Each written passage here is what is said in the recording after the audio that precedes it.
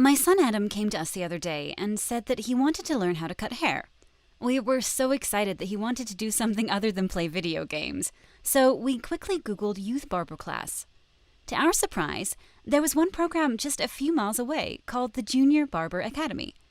We went on the website and enrolled Adam. We were then contacted by the founder, Mr. P.Michael. He explained the program and how Adam would be learning more than just how to cut hair. He said that the program teaches time management, effective communication, entrepreneurship, and financial literacy. As parents, we were so excited to hear this. Adam is now learning how to cut hair. He's spending less time on video games and more time making new friends. This can help him build his clientele.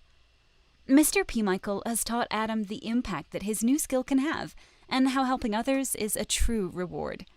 Now Adam goes with the Junior Barber Academy once a month and gives out free haircuts at the men's homeless shelter. He has his community hours complete for high school and the ultimate side hustle for college. Thank you, Junior Barber Academy.